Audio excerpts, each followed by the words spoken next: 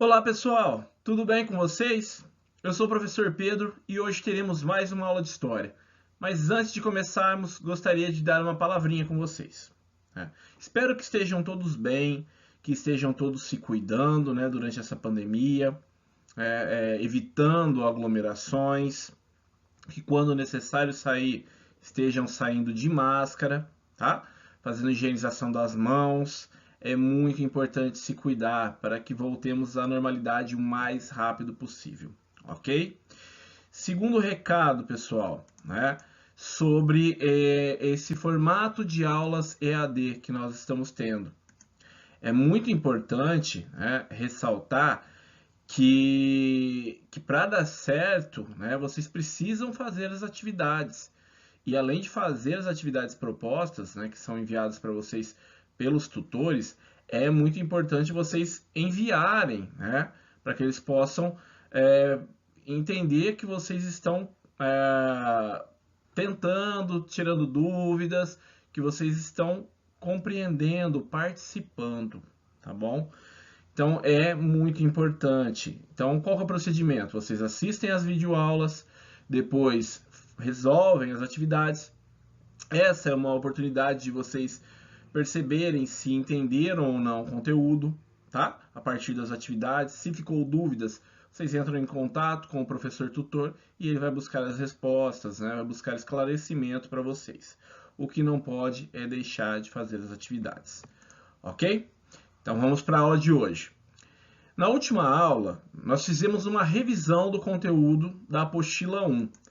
Vimos, que a Europa passou por transformações, o antigo regime, que era marcado pelo absolutismo, pelo mercantilismo, passou a sofrer críticas de um movimento que ficou conhecido como iluminismo.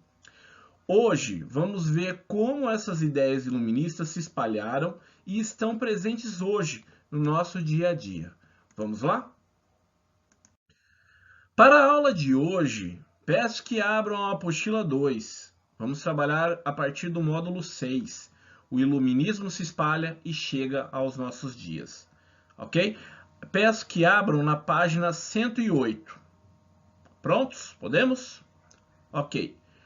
Para começar, juntos, vamos ler a definição de cidadania do historiador Jaime Pinsky. Então, para ele, ser cidadão é ter direito à vida, à liberdade, à propriedade, à igualdade perante a lei. É, em resumo, ter direitos civis. É também participar no destino da sociedade, votar, ser votado, ter direitos políticos. Os direitos políticos não asseguram a democracia sem os direitos sociais, aqueles que garantem a participação do indivíduo na riqueza coletiva. O direito à educação, ao trabalho, ao salário justo, à saúde, a uma velhice tranquila. Exercer a cidadania plena é ter direitos civis, políticos e sociais. Então, pessoal, essa é uma definição do que seria a cidadania. Será que todos nós, hoje, no Brasil, exercemos uma cidadania plena? É o que eu quero que vocês pensem ao longo da aula, ok? Bom, pessoal, aquilo que atualmente consideramos direitos de cidadania vem sendo construído desde o século XVII, com base na atuação dos filósofos iluministas.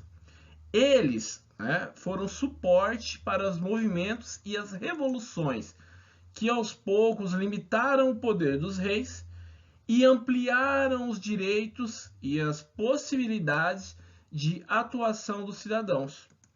Portanto, pessoal, se atualmente podemos votar para eleger os nossos representantes, enviar opiniões aos jornais ou manifestá-las nas redes sociais, como é muito comum hoje em dia, organizar passeatas e protestos em defesa de uma situação ou contra uma prática, ou, por exemplo, organizar greves para obter melhores salários, ou defender os direitos trabalhistas, fiscalizar a aplicação dos impostos que pagamos, denunciar autoridades que nos desrespeitam, tentar evitar, por exemplo, prisões ilegais ou injustas.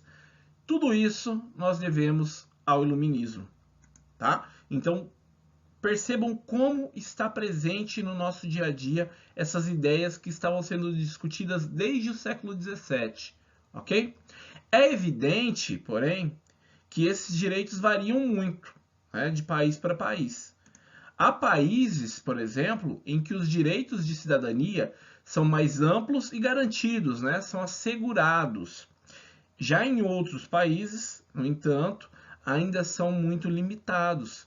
Existem locais em que alguns grupos sociais têm mais direitos que outros, ou que conseguem, né, fazer valer seus direitos mais do que de outros grupos, né? Há ainda, pessoal, países em que os direitos da cidadania não são assegurados, né? São as chamadas ditaduras, nas quais o poder político não tem ou tem bem pouco, né, limite, de modo que os indivíduos ficam sujeitos à decisão de um único governante, sem a possibilidade de protestar, sem a possibilidade de reclamar. Pessoal, a limitação dos poderes dos governantes e a ampliação dos direitos dos cidadãos tornaram mais clara a distinção entre os espaços públicos e privados. Durante o antigo regime, né, se vocês se lembrarem, era muito comum a prática do patrimonialismo, que fazia com que o rei agisse como se fosse dono de todos os bens do Estado. Ou seja, os impostos que eram recolhidos pertenciam à coroa, certo? Como vocês já viram, né, por exemplo, o rei símbolo do antigo regime, o Luís XIV, né, que tinha aquela frase muito conhecida, que foi atribuída a ele, o Estado sou eu, né? Ele é um exemplo clássico de patrimonialismo, né? É como se fosse tudo, o público ou privado, fosse pertencente ao rei, como se ele fosse dono de tudo, né?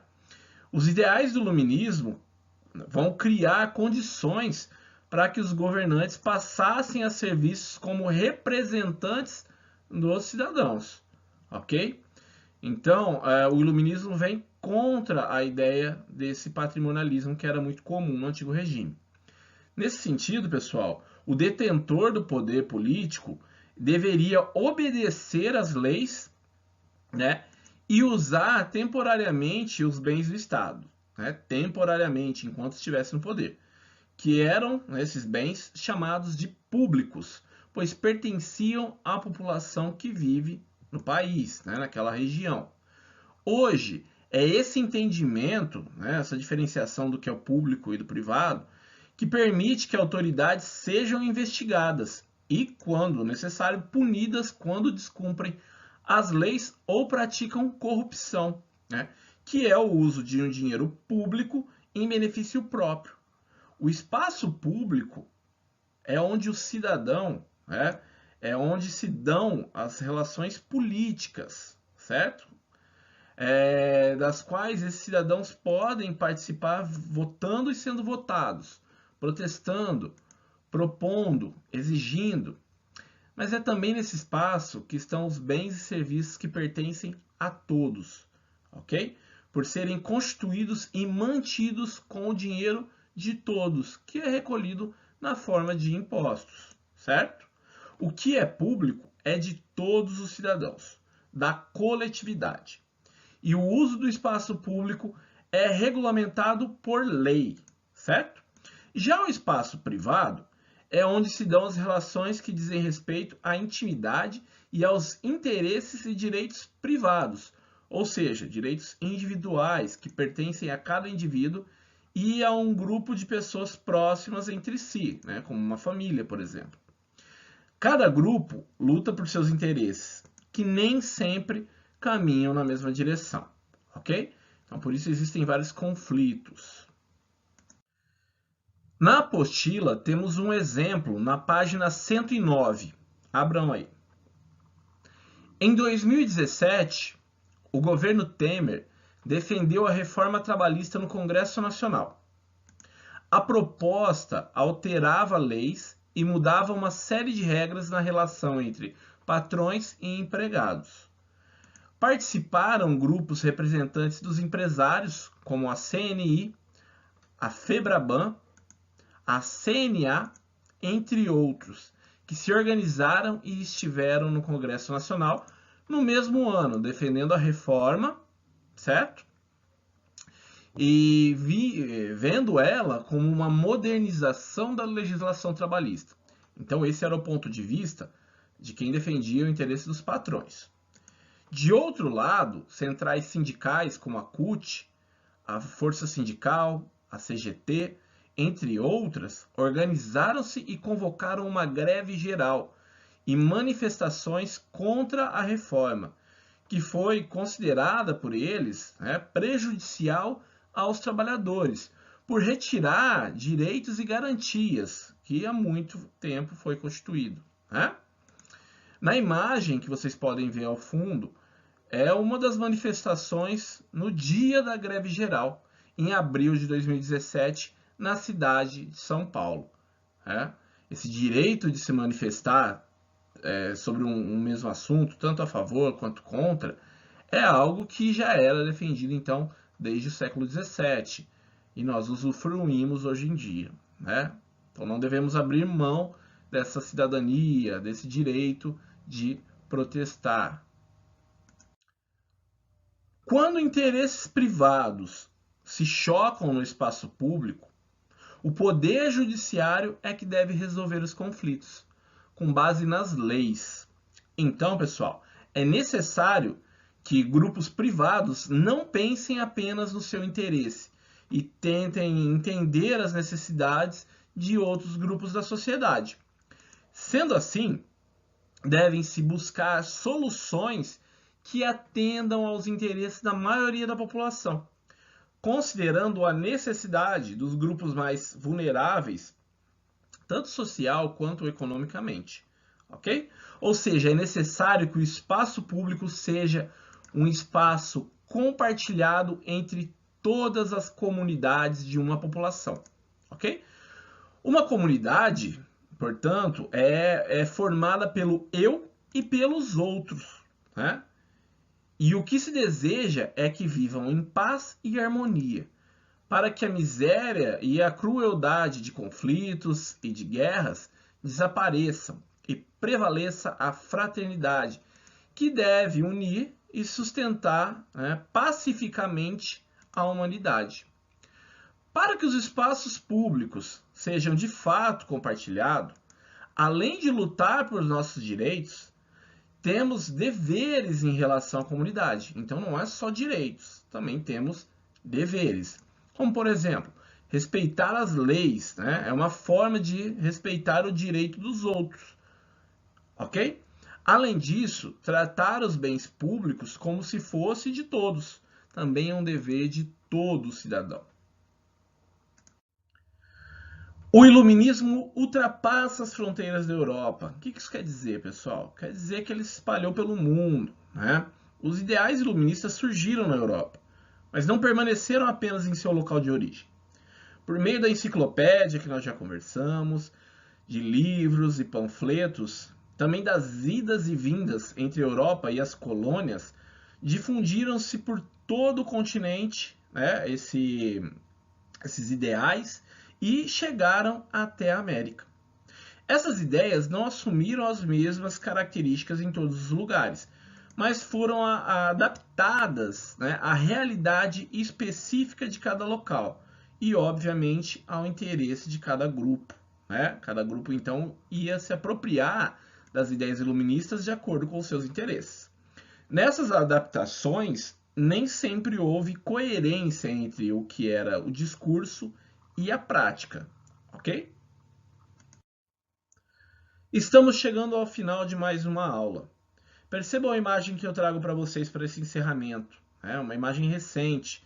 São atos a favor da democracia e contra o racismo. Pessoal, a gente sabe que esse é um problema ainda muito frequente no nosso país. O racismo precisa ser combatido. E um dos meios é a partir de manifestações que protestam contra esse tipo de atitude. Isso é uma garantia que nós conseguimos ao longo da história, né? Então temos que lutar para garantir o direito de se manifestar, ok? Pessoal, na aula de hoje vocês aprenderam sobre como o iluminismo se espalhou pelo mundo e como essas ideias estão muito presentes no nosso dia a dia, como por exemplo nessa imagem que eu trouxe para vocês, né? Isso é algo que começou a ser discutido no século XVII, essa possibilidade de protestar, né? De se manifestar e não ser reprimido pelo governo, ok? Bom, espero que tenham gostado da aula de hoje. Acima está meu contato caso tenham dúvidas. Bons estudos, muito obrigado e até a próxima aula. Lembrando, façam as atividades propostas, ok? Um abraço.